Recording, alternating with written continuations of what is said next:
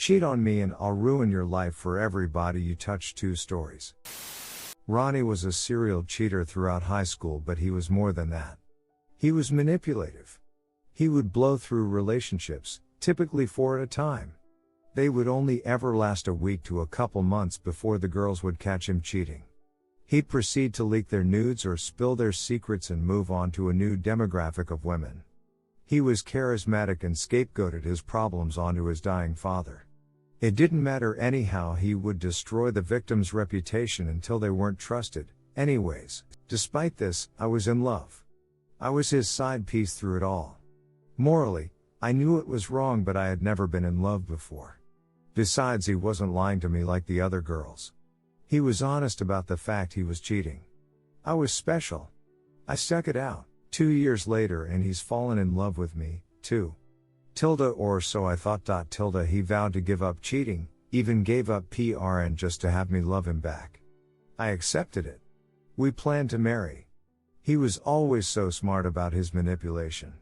When friends blocked me randomly, or called me abusive, I thought it was just a misunderstanding.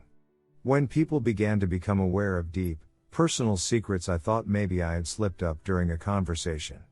No one ever told me Ronnie had called me abusive, a cheater or a liar. I never knew he accused me of being the things he secretly was. He would insult me late at night, before bed, and then claim he didn't remember in the morning. He would slip sly comments into our talks, just enough to make me doubt myself but never question him. He was a master at gaslighting until I hated myself and only wanted to please him. I was head over heels in love, despite all of it. He would casually slap me, never when I was upset, but when I said things he didn't like.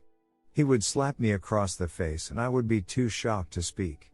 He followed it up by laughing and playing it off as okay to do, or a joke, so I wouldn't fight back. If I expressed it was wrong or told anyone, he said I was misunderstanding a playful tap.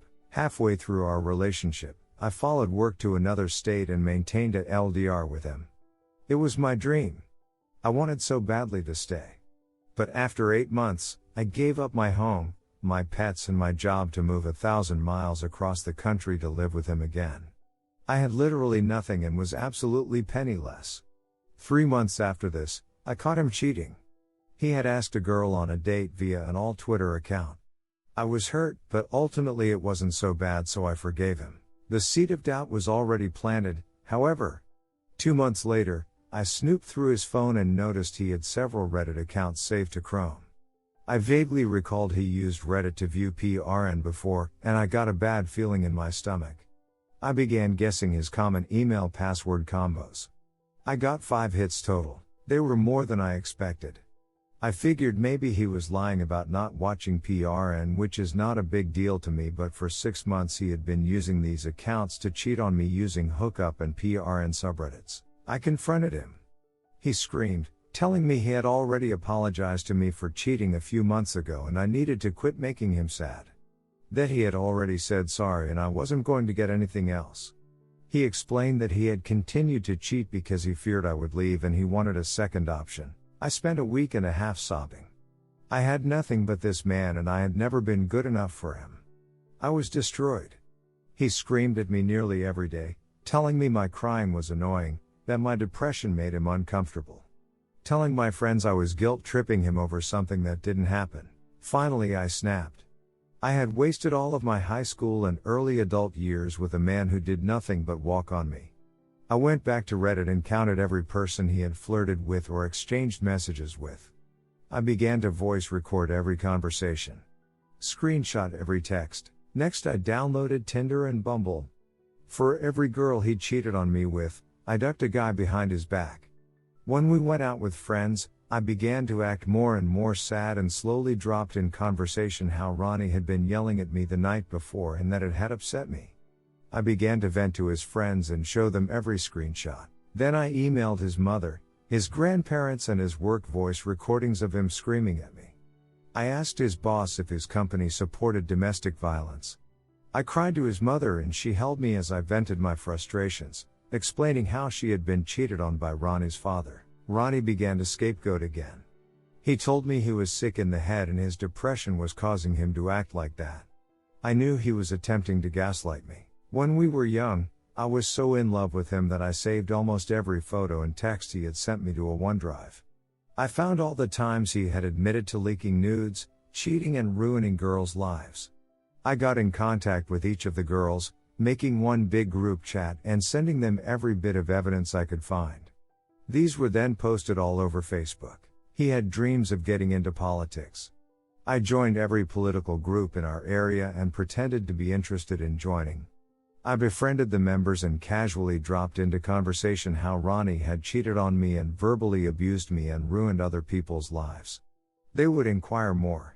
I would vent and show them the mountain of evidence I had collected. Ronnie was still unaware I had done it.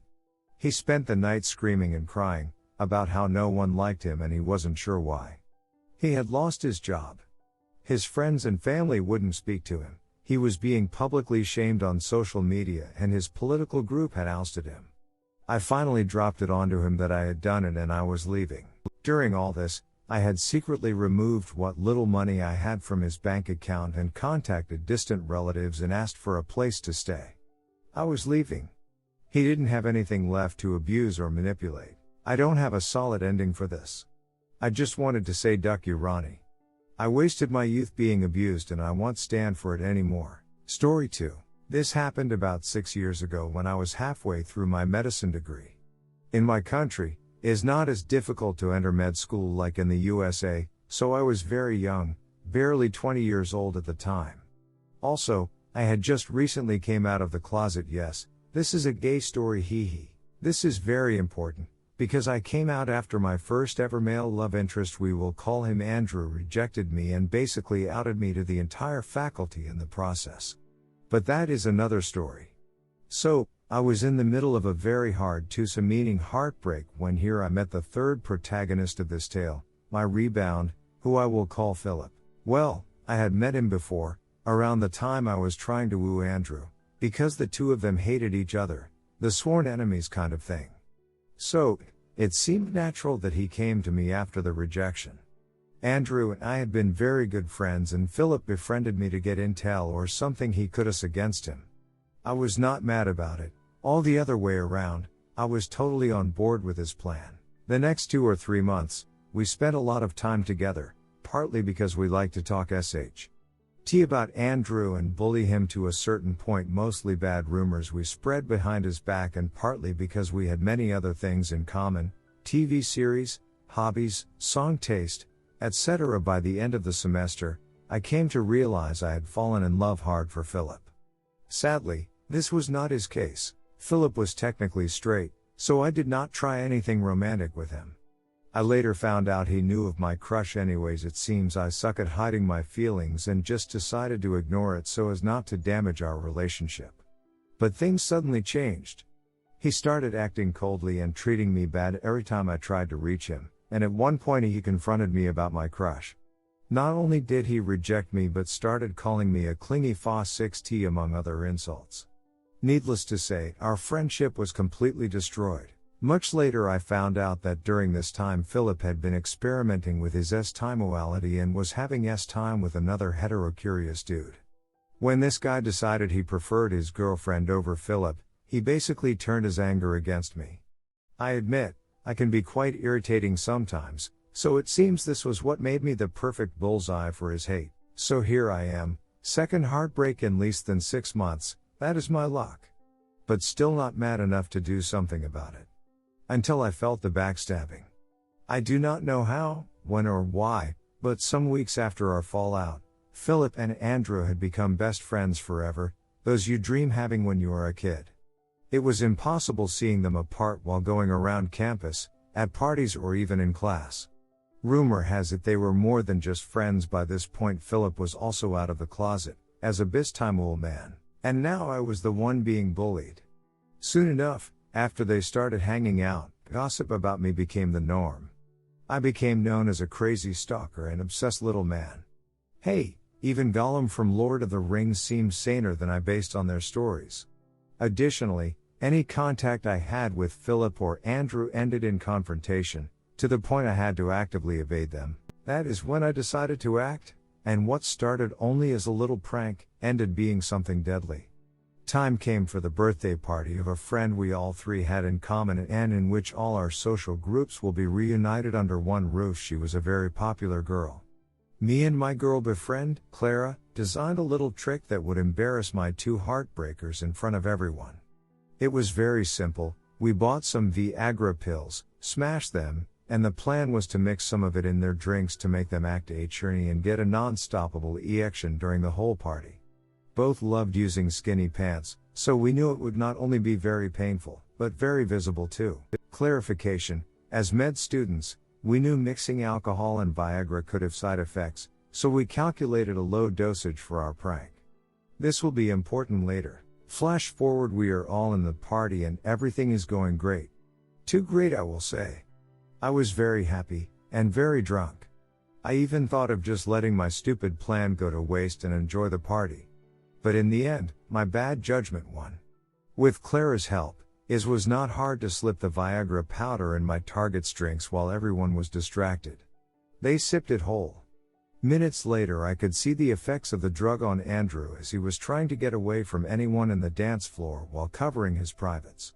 Fun fact: in Latin America we tend to dance very close to each other, perreo intenso, reggaeton, bachata, all that thing, so it was actually very funny seeing him at the beginning trying to explain to every dance partner that he wasn't trying to rape them in the middle of the dance floor with his erection. All things said, he was very well endowed. You may be thinking, what a lame revenge, get out of here.